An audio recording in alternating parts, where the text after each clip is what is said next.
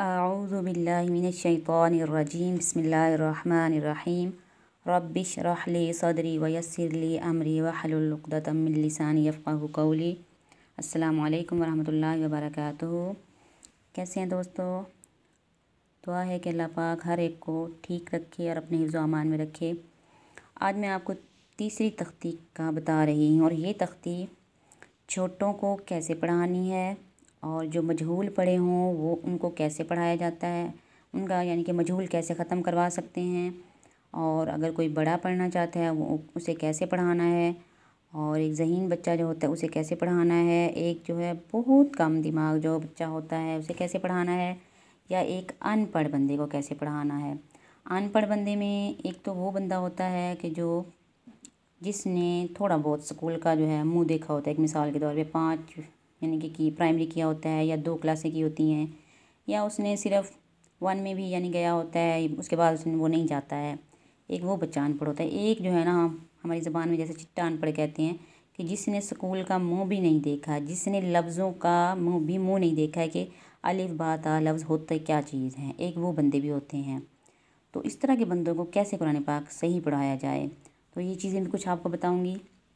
सबसे पहले बच्चों को हमने कैसे पढ़ाना है। सबसे पहली बात मैंने आपको शुरू में दिखाया था कि अलिफ़ के बारे में हमने पहचान की थी। अलिफ़ वो है जिसके ऊपर ना ज़बर, ना ज़ेर, ना पेश, कुछ भी नहीं होता है, ना जज़्म होगी, ना शद होगी। अलिफ़ इसे कहा जाएगा। और जिस अलिफ़ के ऊपर ज़बर, ज़ेर, पेश, मद या शद कुछ भी यानी कि आ जाए, मद के अलावा मद होगा लेकिन जो है शद और जज़्म ये चीज़ होगी तो वो हमज़ा पढ़ा जाएगा, उसे अलिफ़ हम हरगिज़ नहीं पढ़ेंगे। और ये लफ्ज़ खींच के नहीं पढ़ा जाएगा। हमज़ा उसके ऊपर है ज़बर, हमज़ा ज़बर अ। इसमें यहाँ पे हमज़ा ज़बर अ ऐसे झटका ज़्यादा भी नहीं देना है, और हमज़ा ज़बर आ ऐसे भी नहीं करना है। मजहूल में जो पढ़ा जाता है वो ऐसे ही पढ़ा जाता है, हमज़ा ज़बर आ, हमज़ा ज़ेर ए और हमज़ा पेश ओ। ये चीज़ हमने ख़त्म करनी है। फ़िलहाल मैं पहले बच्चों का बता रही हूँ। बच्चे को हमने कैसे बताना है। हमज़ा ज़बर अ, हमज़ा ज़ेर, और यहाँ पे ख़ास तौर पे हमज़ा बच्चे को लाजमी ये कहना है आपने अपनी उंगली हमज़ा ज़ेर आराम आराम से पढ़ेगा बच्चा। इसको आपने उंगली उठा के बताना है। हमज़ा ज़बर उंगली ऊपर जाएगी, हमज़ा ज़ेर उंगली नीचे आएगी। ऐसे बता के बच्चे को याद करवाना है।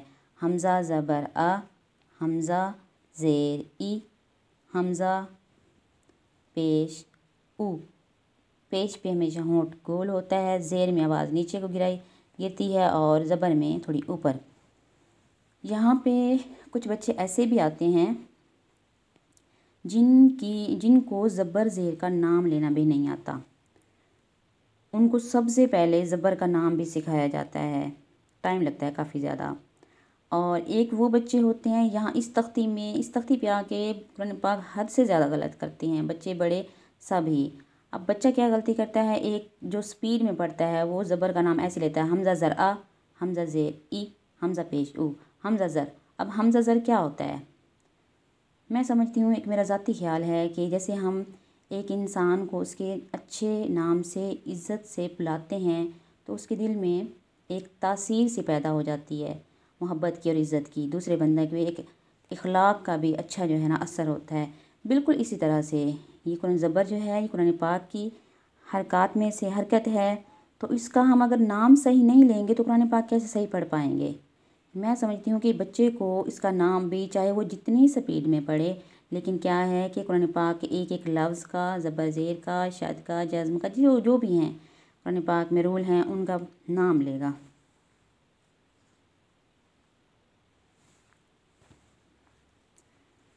नाम लेने के बाद फिर ही वो एक, जैसे नाम का मैं बता रही हूँ कि हम किसी को उसकी अच्छे नाम से पुकारते हैं तो एक असर हमारी शख्सियत का असर पड़ता है। बिल्कुल इसी तरह से ज़बर ज़ेर अगर हम सही तरीके से अदा करते हैं तो वो चीज़ हमारे अंदर सही तरह से जाती है, बच्चे के अंदर भी वो सही तरह से जाएगी।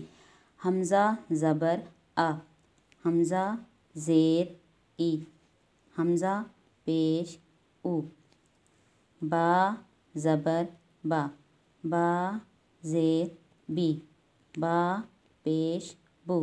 अब ये चीज़ जैसे मैंने पढ़ाई है तरतीब से, जो ज़हीन बच्चा होता है 50% होगा या 75 या 90 जितना भी होगा, इससे आगे जो होगी, तो वो बच्चा बहुत जल्द इस तरह कवर कर जाता है। अब एक बच्चा वो भी होता है कि एक माँ घर में पढ़ाना चाहती है, बहुत छोटा बच्चा होता है, 5 साल का होता है, लेकिन होता ज़हीन है, या अगर कम दिमाग भी है, उसको तीनों लफ्ज़ इकट्ठे पढ़ाए जाएँ तो कभी भी नहीं आते। उसके लिए क्या रूल है, ये भी मेरा आजमाया हुआ है। और हाल ही में ये अक्सर माँओं को जब समझ नहीं आती, वो मुझसे पूछती हैं, तो मैं उनको जिस तरीके से बताऊँगी अब वैसे करती हैं, तो माशाल्लाह बच्चा जल्दी कवर कर जाता है। वो कैसे करना होगा कि आप बच्चे को हमज़ा ज़बर आ पहले दिन एक ही लफ्ज़ देंगे, उसके बाद आप ज़बर का ही देंगे, बा ज़बर बा, ता ज़बर ता, सा ज़बर सा। फिर आपने यूं लंबा जाना है, जीम इस तरह से। फिर आपने हा वाली लाइन को, ज़बर वाली लाइन को एक लफ्ज़ देना, ज़्यादा नहीं है, एक लफ्ज़ इस तरह आपने नीचे को देना है। ज़बर की पहचान बच्चे को एक एक लफ्ज़ लेते हुए टाइम भी ज़्यादा लग जाएगा और बच्चे की जो है ना समझ में आ जाएगा कि ऊपर जो होता है, और देना ऐसे ही उंगली उठा के, जीम ज़बर, बच्चा उंगली उठा के ज़बर पे लेके जाए, फिर उसके बाद मुंह से लफ्ज़ निकाले। बच्चे की उंगली नीचे पड़ी होती है और वो मुंह से निकालता है, चाहे ज़बर है चाहे ज़ेर है, देखता नहीं। इसी चीज़ से कुरान पाक बहुत गलत होता है, बड़ों का भी छोटों का भी। ज़ाहिर है छोटे से बड़े होते हैं, तो जीम उंगली उठा के ज़बर, पहले उंगली ऊपर चली जाए, उसके बाद कहे ज़बर, जीम ज़बर जा, ऐसे एक एक लफ्ज़ देना है। उसके बाद फिर आपने हमज़ा ज़ेर ई, बा ज़ेर बी, ता ज़ेर ती, सा ज़ेर सी, ऐसे ही फिर आपने इधर से ज़ेर की लाइन पढ़ानी है एक एक करके। फिर उसके बाद हाँ, ये यहाँ से ये भी ज़ेर की लाइन पढ़ाई जाएगी पूरी यहाँ तक। फिर उसके बाद आप पेश को शुरू करेंगे, हमज़ा पेश ऊ, यहाँ से बा पेश बू, इसी तरह से फिर आपने पेश की कवर करवानी है।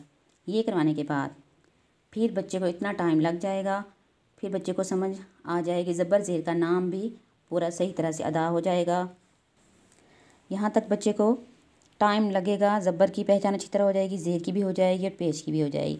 फिर आप दोबारा से फिर इस तख्ती को करवाएंगे, इसे तीनों लफ्ज़ों को ऐसे, हमज़ा ज़बर आ, हमज़ा ज़ेर ई, हमज़ा पेश ऊ, आ ई ओ, बा ज़बर बा ज़ेर बी, बा पेश बू, बा बी बू। ये है बच्चों को पढ़ाने का तरीका इस तख्ती को।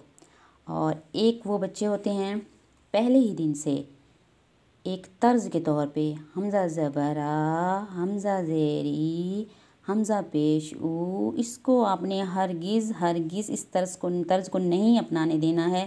पहले ही दिन आपने उसकी ज़बान को कंट्रोल करना है कि वो लंबा नहीं लेके जाएगा इस लफ्ज़ को।